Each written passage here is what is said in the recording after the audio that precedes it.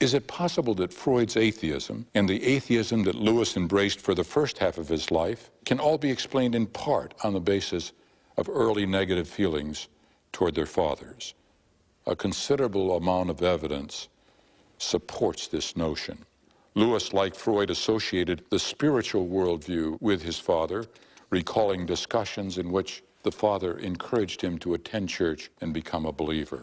The question is it possible that our early life experiences, especially our relationships with our fathers, colors our attitude in later life toward this whole concept of an ultimate authority?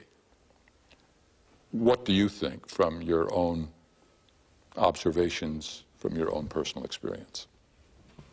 I'm curious, why just the father? I mean, why not mother and father, or mother?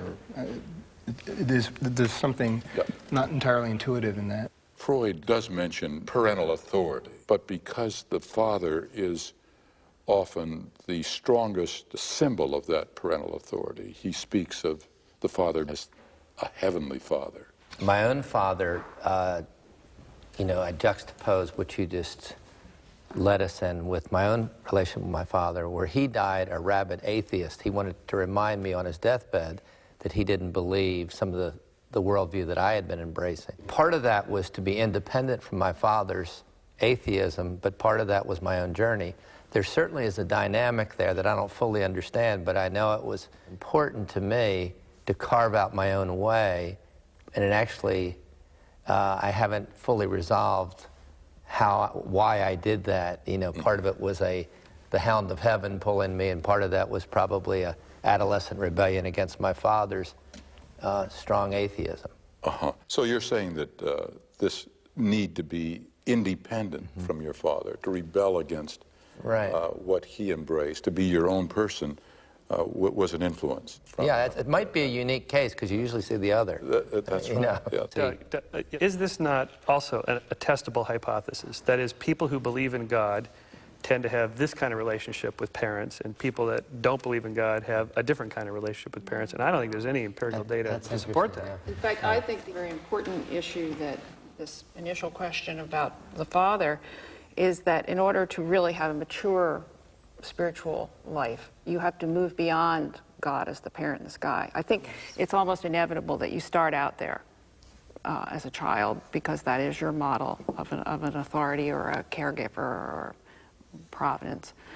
But I think if you're really going to become a thinking person of faith, you have to realize that that's a childish vision of God, the best you can do at a certain point, and then you have to move beyond that to something way different than your daddy. Yes. And how do you do that? I think it's a process. process. How do you change your image that's formed as a child, influenced by the parental authority? I think we have a great deal of information now from other spiritual traditions, particularly Buddhism, Hinduism, the African faiths, things that have allowed us to see God or the sacred or ultimate reality, whatever you want to call that thing, from very different perspectives than just the Judeo-Christian monotheistic Godfather. So I think we have a more multidimensional way to look at the issue that these guys were struggling with, which was very Freudian. Once Freud defines his worldview, he writes that the doctrine that the universe was created by a being resembling a man, but magnified in every respect, a kind of Superman, reflects the gross ignorance of primitive peoples. His main argument rests on the notion that religious ideas are rooted in deep-seated wishes and are therefore illusions, false beliefs. According to Freud, God does not make us in his image. We make God in our image. Now, do any of these arguments make sense today? Taking Freud's view, I have I'm a fan of Freud and a fan of his arguments, but just because you wish that something is so doesn't mean that it isn't so.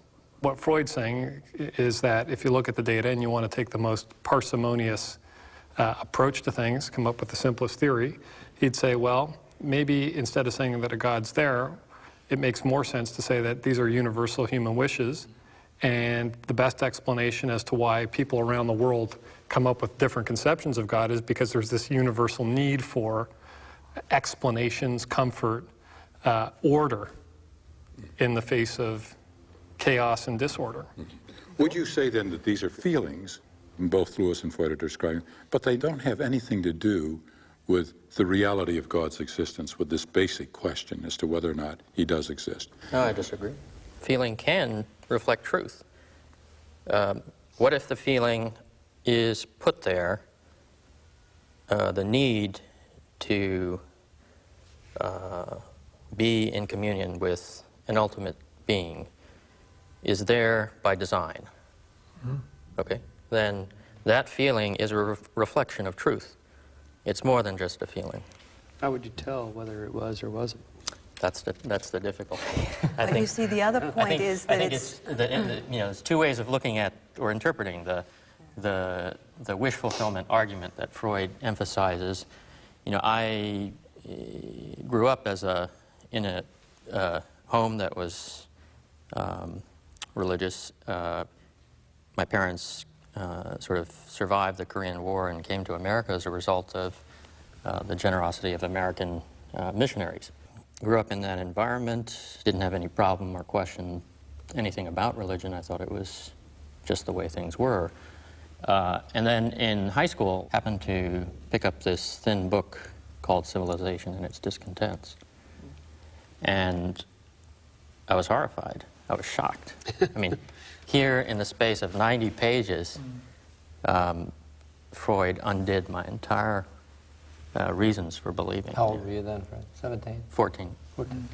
Precocious. Yeah. And, you know, and I think, you know, that whole idea that, all right, it's only true because I wish it to be true, to me at the time was terrifying, that this could be the case. But the flip side, which I didn't think about for quite some time, was, well, maybe I wish it to be true because the ultimate authority placed that need or that wish within me. He wanted his creatures to seek him.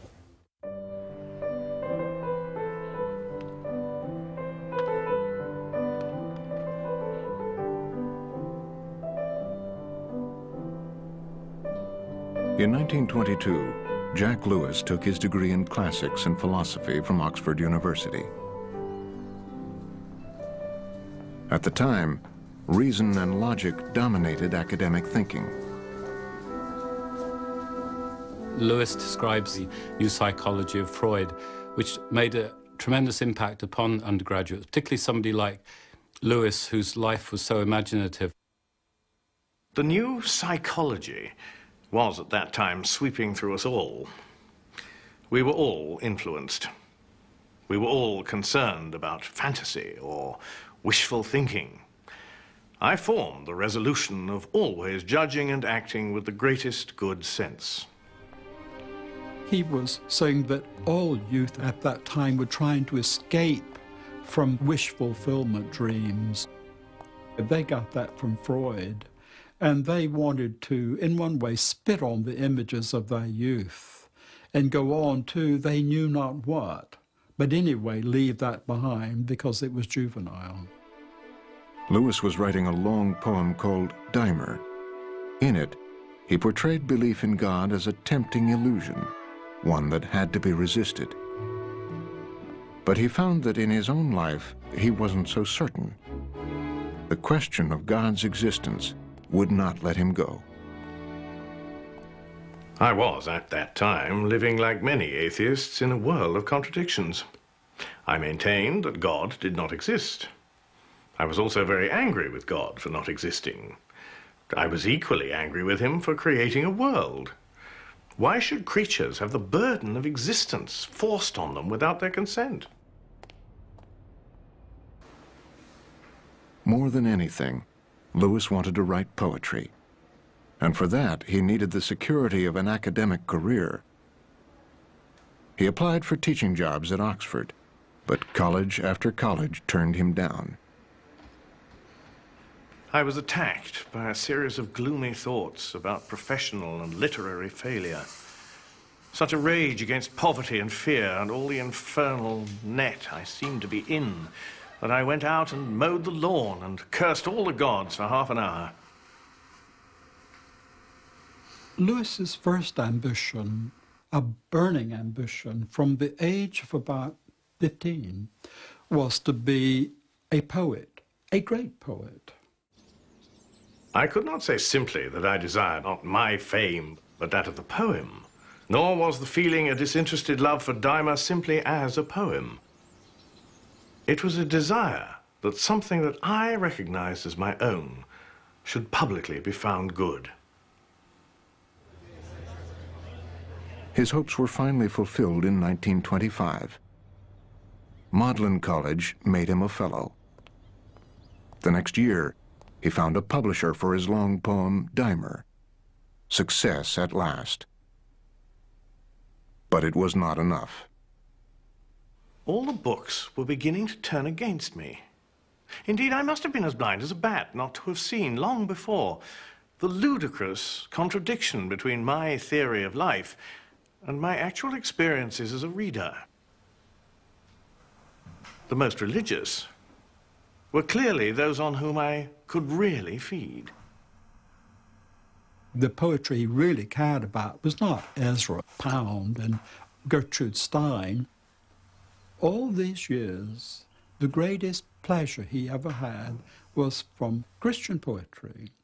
Things like Spencer, Milton, all of these great poets.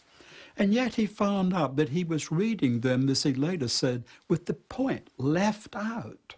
The same thing was happening with his friends. The people he thought he should have liked were the college atheists. But the ones he really liked were Tolkien, a practicing, very devout Catholic. Owen Barfield, who asked all the right questions. I can only describe it as the great war between Barfield and me. When I set out to correct his heresies, I find that he had decided to correct mine. And then we went at it, hammer and tongs, far into the night. Night after night. Barfield believed that the imagination plays a very important part in how we know. He rejected the model that science is the only way to truth, to acquiring truth. He felt that the imagination lay behind even the work of science. It gave meaning to propositions. And so he felt that Lewis was missing out in his whole approach to reality on what made knowledge possible. I was suddenly compelled to read the Hippolytus of Euripides.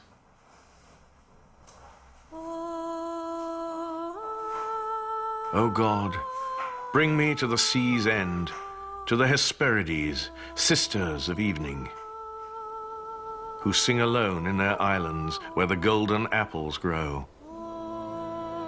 And the Lord of oceans guards the way from all who would sail into their night blue harbors. Let me escape to the rim of the world, where the tremendous firmament meets the earth, and Atlas holds the universe in his palms. For there, in the palace of Zeus, wells of ambrosia pour through the chambers, while the sacred earth lavishes life, and time adds his years only to heaven's happiness. I was off once more into the land of longing. My heart at once broken and exalted as it had never been since the old days. I was overwhelmed. I called it joy. When Lewis talks about joy, he talks about something that he labels the central theme of his whole life. But what he means by joy is not the satisfaction of a desire, but a desire that is more desirable than any satisfaction.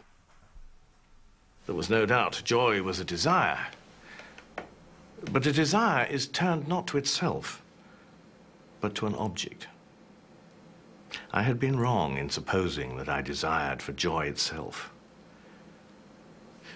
All the value lay in that of which joy was the desiring. the naked other, unknown, undefined, desired. I did not yet ask, who is desired? The very experience of joy that Lewis had was an arrow that led to the target of belief in God. Lewis argued innate, deep desires do not exist unless they correspond to something that can satisfy them. If there is hunger, there is food. If there is sexual desire, there is sex. If there is curiosity, there is knowledge. So if there is the desire for this thing that is beyond this world, there must be something beyond this world. Lewis was still resisting, but growing tired from the struggle. The fox had now been dislodged from the wood and was running in the open, bedraggled and weary, the hounds barely a field behind. The odd thing was that before God closed in on me, I was in fact offered what now appears to be a moment of wholly free choice. I was going up Headington Hill on the top of a bus. Without words, and almost without images, a fact about myself was somehow presented to me. I became aware that I was holding something at bay. I felt myself being given a free choice. I could open the door or keep it shut. I chose to open. I felt as if I were a man of snow at long last beginning to melt. Drip, drip. And presently, trickle, trickle.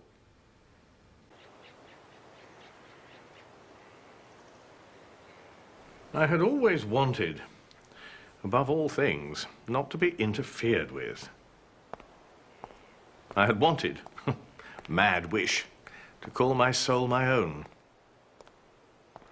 I had been far more anxious to avoid suffering than to achieve delight.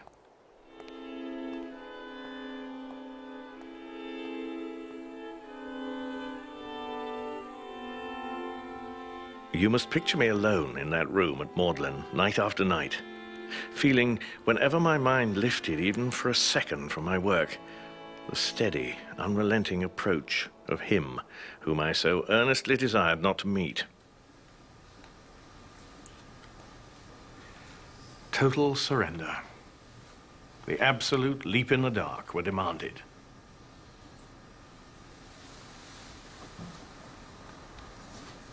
I gave in and admitted that God was God.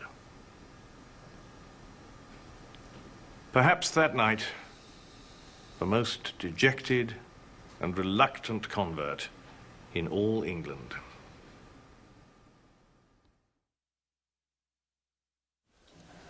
Lewis wrote in a letter about his transformation from a militant atheist to the spiritual worldview that it was very intellectual, very gradual, and not simple. He first noticed that throughout his life, from the time of his childhood, that he periodically experienced a sense of intense longing for someone or something that he really didn't understand. And although he describes this experience as the central story of his life, he eventually came to realize that no human relationship could ever fulfill this longing. He saw this as a signpost pointing with unmistakable clarity to the Creator. Is there anything in your experience that parallels that? Do you think that his arguments are convincing? No. I don't know. It seems like if there is a God and he's giving signs that, you know, you have all the theistic arguments that are recognizing the signposts and all the atheistic arguments to counter them to provide natural explanations. It seems like it's really closely balanced. It's not obvious. It's like you have to take a leap of faith. And shouldn't that be how it should be? Because if it was provable, if there was this many signposts and this many counter-arguments and it was just obvious, then everybody would believe, or they should. And what would be wrong with that? Nothing, but it's not the way it is. Is there any reason why it might not be that way that you can think of? Unless God wanted you to make an emotional leap and not just reason your way to belief. I think for someone like me, a scientist, it's important that, one, do all the research, gather as much evidence as you can, approach it as a scientific question, evaluate the intellectual arguments. But then, as you said, it takes you all the way up, and what you find yourself standing at is a precipice, extending infinitely down with infinite implications. And whether you cross it or not, that is not an intellectual decision. I think part of the problem is opposing intellect and emotion. Yeah, that's right. Even now in researchers who study intelligence and different human capacities, the big hot new area is to look at the impact of the EQ. Emotional on the intellectual, and to see how much those two processes go together. Well, now, are you implying that that leap across that chasm is based on emotion? I think for some people it's a leap. I think for other people, depending, I mean, we all have a temperament. Some of us are more cerebral, some of us are more emotional. So there's going to be different ratios of what we bring to the party. But I think religion is both a matter of what we think and a matter of what we feel.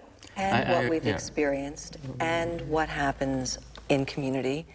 And there's so, I mean, I think we're going to fall into a real trap if we continue to assume that rationality is here and everything else is below it, and that science and religion are incompatible, and that emotions are a lesser form, and that we become paupers because we can't bring in so much else. We can't bring in so much of history and emotional experience. You know, as you're talking, I'm thinking about, you know, Pascal wrote this great essay, The Wager, where really what we're all getting at, it strikes me, is we're all betting on something. And we have incomplete information to place that bet, but in light of what we think is the most reasonable bet, we're putting something down on it.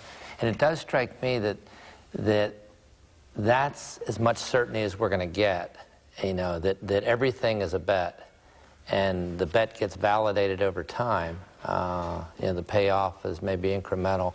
But you always have to compare it to other bets you'd make. You know, I mean, Michael, you're betting on one thing, somebody else is betting on another. And I gotta so disagree with that image, I just have to say. I think we're not betting on anything. I think this is about living. I think this is about having meaning in our lives now, here, in relationship, in the present. It has nothing to do with the payoff at the end, I think. No, you're getting me wrong. I'm not saying... But betting that it's right or wrong, it doesn't even matter to bet if it's right or wrong. We're not talking about the afterlife. I think Pascal's argument is choosing your life, your worldview, and your life path. That is a bet. That is a gamble. You are choosing a path. You're gambling your life. If I choose to follow and embrace a worldview, an atheistic worldview, I have put my money down. I think Pascal said I could either be a believer or a non-believer. If I'm indifferent as between the two, I might as well be a believer, because if I'm not, and it turns out that religion or a religious worldview is correct, I might suffer eternal damnation and, moreover, not benefit from eternal salvation. But how can you believe something that you don't think is true? I mean, certainly an intelligent person can't embrace something that they don't think is true. Well, they could be there's something about us that would object to that. Right. Well, the answer is they probably do believe it's true. I think but how do they get there? Well, see, that's why both Freud and Lewis was very interested in that one basic question: is there an intelligence beyond the universe? And how do we answer that question, and how do we arrive at the answer of that question?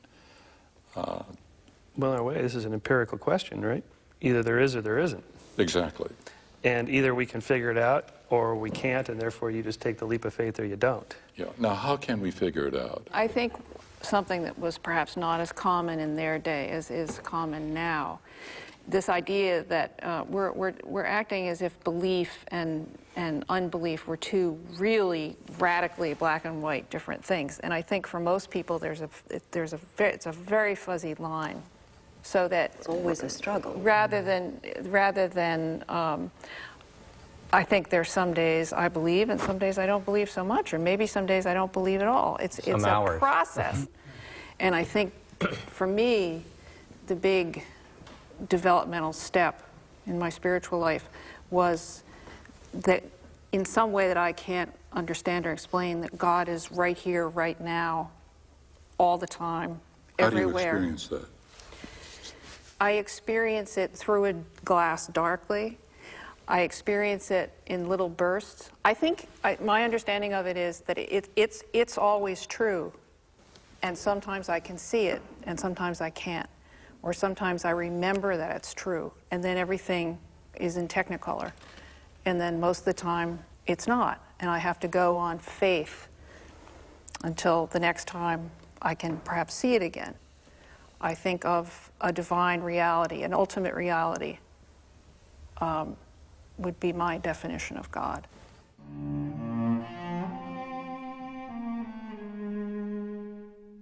Freud called religion an illusion. For over 30 years, he developed this idea in his enormous body of work. His first major book, The Interpretation of Dreams, was published in 1900, a book for the new century. I completed the dream book. I was once again intoxicated with a hope that a step toward freedom and well-being had been taken. The book flops. It falls on its head in a way that is unbelievable, because the medical scholars read this and say, it's nothing to do with medicine. The popular reception is virtually zero. Freud is desperate. Not a leaf stirred to reveal that the interpretation of dreams had any impact on anyone. Understanding was meager. Praise was doled out like alms. It takes an enormous amount of time to sell the first 100 copies of the book. But based on that book, Freud is now taken seriously in a subgroup in medicine and in culture in Vienna. A group of followers, Alfred Adler, Carl Jung, Otto Rank, gathered around Freud and his work. The group gave themselves the name the Vienna Psychoanalytic Society. Within 20 years, there were dozens like it throughout the world.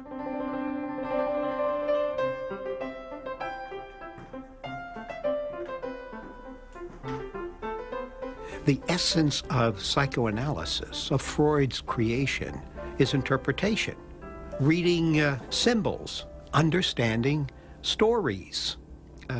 It's this interpretive thrust, which I've always felt is so Jewish in Freud. Judaism is an interpretive religion, and psychoanalysis is an intellectual discourse which turns on interpretation. From his work in The Interpretation of Dreams, Freud began to see that mythology reflected human history and human psychology too. On his desk, there was a collection of statues, heads, busts, figurines, ancient objects that had been dug up. Freud imagined himself as the archaeologist of the soul.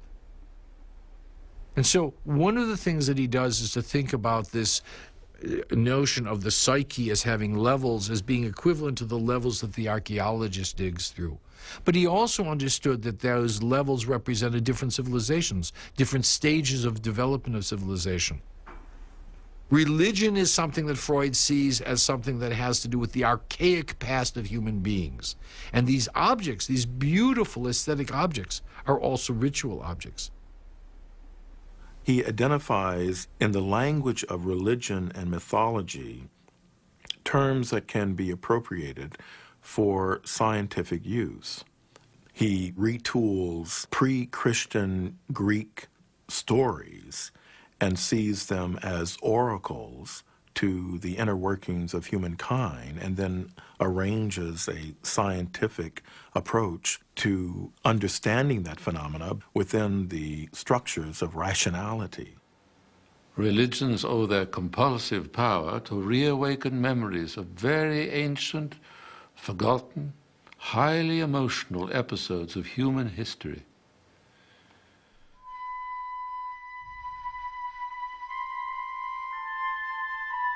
I think that Freud decided, because of his analysis of myth, that many of the myths were in common. The myths about paradise, about expulsion from paradise, about immortality, about resurrection or rebirth, could be found in so many different societies and cultures, and in ancient cultures, that it made him think about how similar they were to many of the beliefs in current religions like Judaism and like the different branches of Christianity.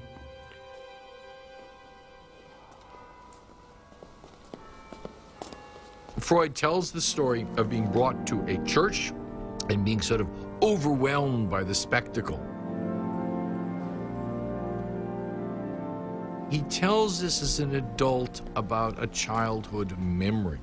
He tells other stories about the nanny also, about the seductive power of the nanny in terms of her belief, her piety.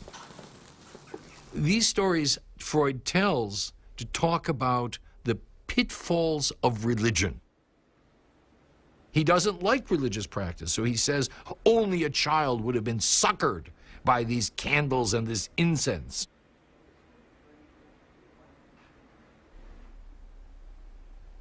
Later in his life, Freud would bring all his thinking on religion together in the book, The Future of an Illusion.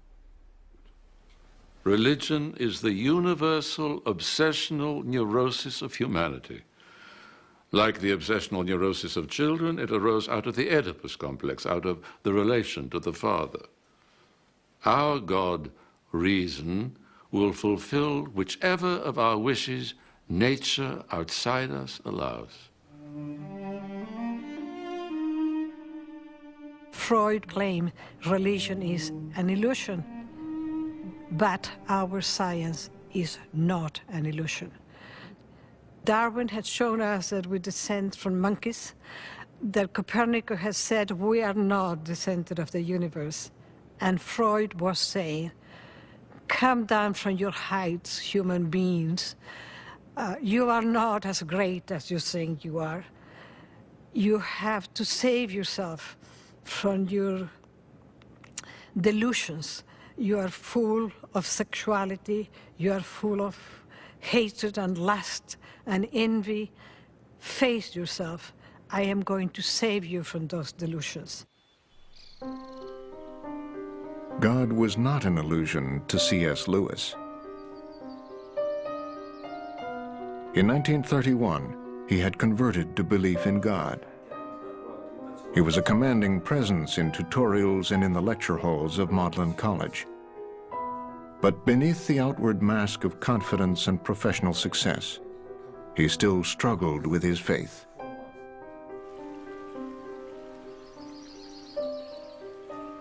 I'm appalled to see how much of the change I had thought I had undergone lately was only imaginary. For the first time, I examined myself with a serious, practical purpose. And there I found a zoo of lusts, a bedlam of ambitions. Lewis still was very much aware of his own flaws, his shortcomings, his short temper, his impatience, with ignorance, his lack of charity toward other human beings. But he was aware that he was called to be differently with them. Depth under depth of self-love and self-admiration. Pride. It was through pride that the devil became the devil. It is the complete anti-God state of mind. Pride is essentially competitive in a way the other vices are not. Pride is a spiritual cancer. It is my besetting sin.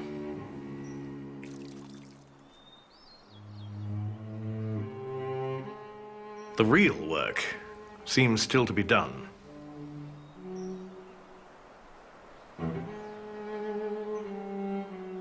When Lewis first converted, he wasn't happy. because the first thing that happened to him was the realization that God was God and that he was not his own God. God was a transcendental interferer, barging into Lewis's life and saying, "You're not God, I am God." It must be understood that my conversion at that point was only to theism, pure and simple. I knew nothing yet about the incarnation. The God to whom I surrendered was sheerly non-human. Lewis believed there was a God, but he did not yet have a specific way to worship him. He was attracted to Hinduism and Christianity. I think Lewis made a conventional objection to Christianity that it's so much like other religions. Dying and rising gods and redemption from sin and the triumph of life over death. These seem to be common patterns, so they could be explained psychologically instead of historically. And then one of his friends, who was an atheist, who looked at the life of Christ and said, "Rum thing seems to have really happened once." And that shocked Lewis. If he, the cynic of cynics, the toughest of toughs, were not, as I would still have put it, safe, where could I turn? Was there then no escape? He was reading G.K. Chesterton, because Chesterton tells, in effect, the history of the world and how it was leading up to the incarnation. A great man knows he is not God, and the greater he is, the better he knows it. The Gospels declare that this mysterious maker of the world has visited his world in person. The most that any religious prophet has said was that he was the true servant of such a being. But that the Creator was present in the daily life of the Roman Empire, that is something unlike anything else in nature. It is the one great startling statement that man has made since he spoke his first articulate word. It makes dust and nonsense of comparative religion. He begins to read the New Testament in Greek. He begins to understand that the New Testament is not just a set of stories, but actually a witness to the presence of a historical human being who embodied the Spirit of God, that this person did not sin. And so this was only possible if this person truly was God in human form. The claims that Christians believe actually came from Jesus are either absolutely true, and this argument stems from Chesterton, either they're absolutely true, or Jesus needs to be confined to the lunatic fringe. To believe in some sort of a God is fairly comfortable. It's more inconvenient to believe in a God who's so specific and so particular that you can say, there he is in history, there are his words, there are my responsibilities, I can't make it up. As I drew near to Christianity, I felt a resistance almost as strong as my previous resistance to theism. As strong, but shorter-lived, for I understood it better. At each step, one had less chance to call one's soul one's own.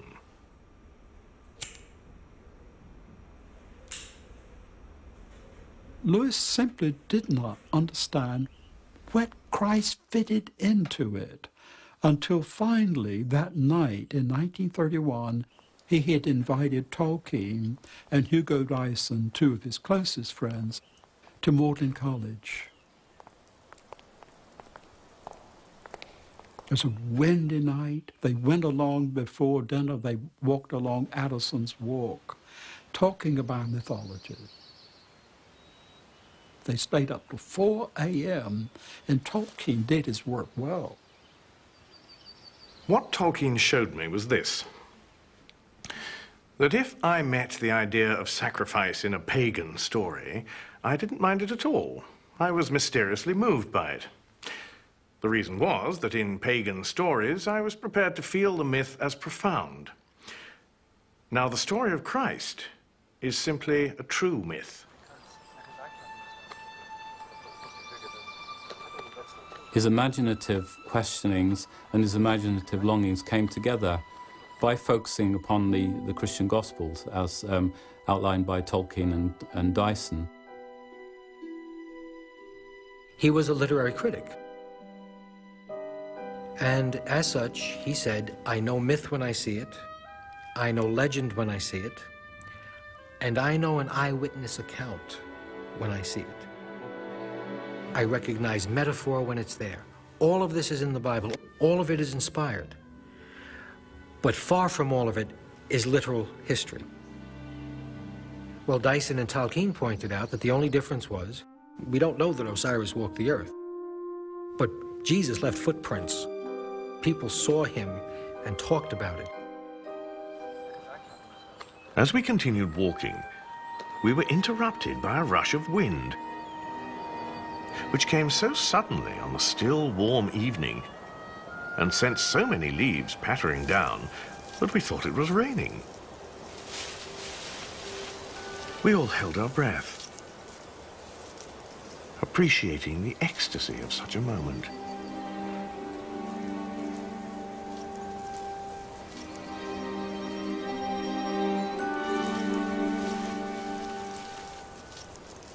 I think it would be a mistake to think that argument converted C.S. Lewis, because he thinks that we have to be oblique. We can't look at things directly. They escape us. This is what his attempt at introspection taught him. When you're thinking, and now you start to think about your thinking, you're not thinking about the original object anymore. You know, I'm thinking about baseball. Now I'm thinking about how I'm thinking about baseball. I'm not thinking about baseball anymore, you see. It's very elusive. So Lewis understood that we had to have an oblique approach. As he put it, you have to sneak past the watchful dragons of self-consciousness. I know very well when, but hardly how, the final step was taken. I went with my brother to have a picnic at Whipsnade Zoo. We started in fog, but by the end of our journey, the sun was shining. When we set out, I did not believe that Jesus Christ is the Son of God. And when we reached the zoo, I did. I had not exactly spent the journey in thought, nor in great emotion. It was more like when a man, after a long sleep, becomes aware that he is now awake. But what of joy? To tell you the truth, the subject has lost nearly all interest for me since I became a Christian. It was valuable only as a pointer to something other and outer. Lewis's worldview is very much based on a person that appeared in history. He looked at very carefully the historical documents, and this person claimed to be God. And indeed, Lewis concluded that this person was who he claimed to be, and that he died as he predicted he would, and that he rose again on the third day. Now, if this person did appear today so that we could experience him, would we believe? No, when you could still freely choose not to believe. Yes, I mean, you could say that I believe that there is this force. The evidence is demonstrable and clear, but I choose to live otherwise because, for my own reasons, I disagree with some of the claims of that authority. Did you not say that if you saw someone pick up this building, twirl it around on its finger, and set it down, that you would believe, you'd be forced to believe? Strong motivating factor. Do you believe in miracles? I admit of anything, I need to see evidence. Well, I'm not asking about evidence. I'm asking about the philosophical question of, is it possible? Is it possible? I operate by rules of induction. I mean, you know... well, no, I mean, you have to... You see, you have to... What went before leads me to believe what will come in the future, but I've never seen that before, and it would be so extraordinary that it would completely... But you're open to the idea. I am open to the idea. That's the point he's trying to get you on. If you look at the Hebrew Scriptures, though, I mean, it's filled with story after story after story of the Israelites, the chosen people, seeing God in the most miraculous ways, beyond anything that is conceivable in human terms, and certainly beyond anything that they had in their armamentarium of science and intellect to explain. What you presuppose in your argument is that these incidents actually happened. And show me the parting of the Red Sea. Show me turning water into wine. But I think this is where we have to look at mythology and how mythology is real, or is true but not necessarily real, and that this is a way in which people make sense of the miraculous, make sense of the unknown, make sense of the battle to understand, to be loved, to not be loved. Why does, going back to father or mother, you know, how come, you know, why did mother love you best? You know, I mean, we come up with Cain and Abel. I mean, we do have mythology. It grows out of for a reason. It's not like just stories. Isn't it true, though, that, as Lewis says, that the philosophy that we bring to our experience, to our observations, influences how we interpret them? Now, if we approach a miracle with a philosophy that has ruled out the supernatural, then we have to find some explanation for it. If one excludes a priori the possibility of miracles, as most scientists do, then any unusual event will always be interpreted in some way in terms we understand. On the other hand, if one does admit to the possibility of miracles, what one is saying then is that there are forces that can act on the universe, as Lewis puts it, from outside the system being what we normally consider to be obeying the laws of physics and chemistry and so forth. I grant you that. Okay, so, and that's when one comes down to, is this story made up or not? And the key thing there is, here is a man, Jesus Christ, who's documented, he's claiming to be the Son of God. Now, I've seen patients do that in my psychiatric rotations.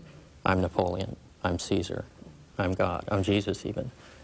But they're invariably psychotic. And yet, from the scriptures, from all the witnesses that we have, what Jesus said reflects some of the deepest, most insightful wisdom into human nature.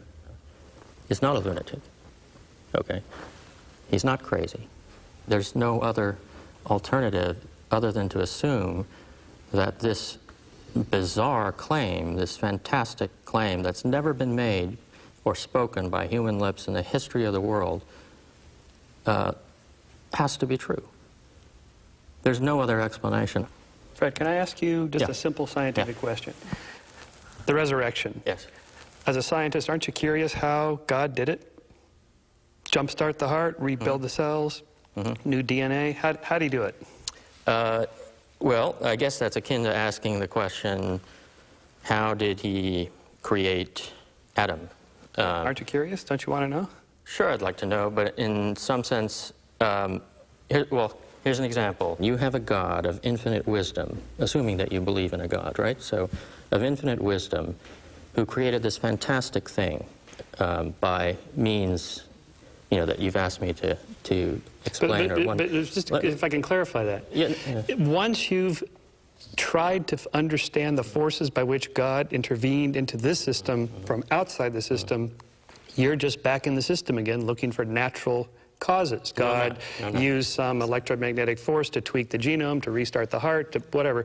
If that's what you're doing, then you're just doing science. And the only other choice is you just say, beats me, it's a miracle, I give up. There are a few other answers to that throughout history. I mean, it's, well, one of the classic theological answers is that God's time is not in any way connected to human time, and that therefore God can break in to human time at any point, at any time, and does, so that God is infant in the manger, and God is reigning on the cross, and God is dead and alive, and God, I mean, because God is not confined by human history, human time, and it's just as reasonable, if we're going to stay with, you know, qualifying things by reason, to assume that God can have God's own time and not be controlled by us, not be the white-bearded father in the sky. Those are all projections that God is confined by, you know, our little limited consciousness. It sort of disturbs me that we seem to be heading in this direction where in order to be a religious person or to have a spiritual worldview, you have to believe in miracles, which I think is absolutely not the case. Right. I think you can be you can have no interest in miracles, you can disbelieve miracles, or maybe you could say maybe there are miracles, maybe they're not, I don't know, I don't particularly care. You could have any of those attitudes and still be a profoundly spiritual person.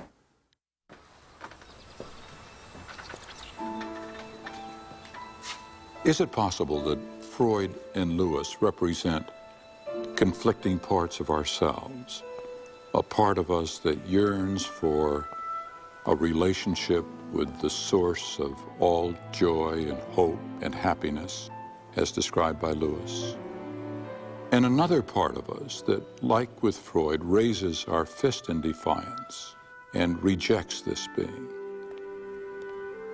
Whatever part we choose to express will, of course, determine our purpose, our identity, and our whole philosophy of life.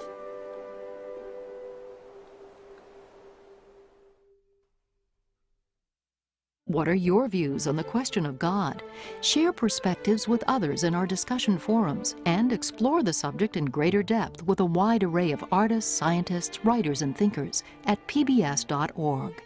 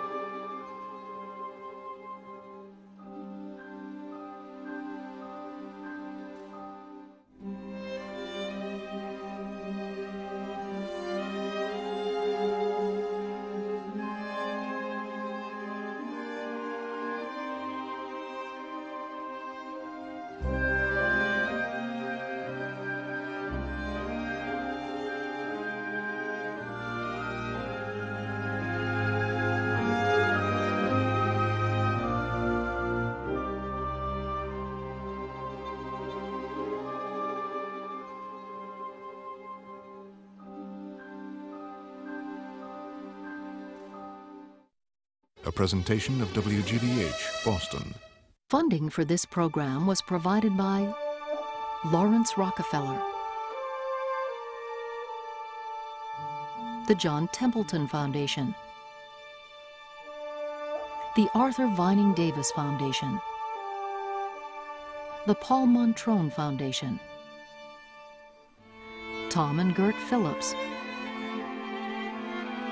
the Service Master Company.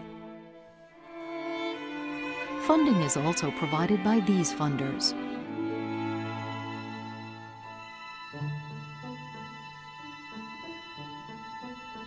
this program was also made possible by the Corporation for Public Broadcasting and by contributions to your PBS station by viewers like you. Thank you.